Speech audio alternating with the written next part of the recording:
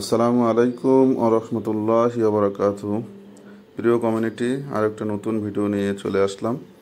তো আজকে আমরা একটা অ্যাকাউন্টের, মনে করেন একটা শেয়ারের মেয়াদ শেষ হয়ে গেছে, তো আমরা এই শেয়ারটা আবার রিঅ্যাক্টিভ করে দেবো। তো কিভাবে রিঅ্যাক্টিভ করতে হবে এইটা আমরা দেখব ইনশাল্লাহ। আপনাদের ভিডিওটা ভালো লাগবে। তো চলেন শুরু করা যাক।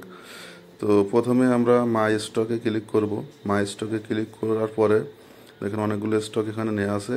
আমরা স্ক্রল করে একটু ডান পাশে চলে আসার পরে দেখেন সবগুলো স্টকের ভিতরে অ্যাকশন দেখাচ্ছে, বাট একটা স্টকে আপনার সার্টিফিকেটে ক্লিক করলে সেখানে কিন্তু অন্যগুলোতে সব সার্টিফিকেট দেখাচ্ছে, বাট একটাতে দেখেন এখানে সেল, এক্সচেঞ্জ এবং রিঅ্যাক্টিভ এবং সার্টিফিকেট চারটা অপশন দেখাচ্ছে। এইটার মেয়াদ কিন্তু শেষ হয়ে গেছে, এই জন্য এর কালার অ্যাকশন কালারটাও লাল দেখাচ্ছে। তো আমরা এই অ্যাকাউন্টটা যেহেতু মেয়াদ শেষ হয়ে গেছে, আমাদের ফান্ড কিন্তু জাইপ আমাদেরকে ফেরাই দিছে। চাইলে আমরা সেল করে এটা ক্যাশ করে নিতে পারি স্টকটা।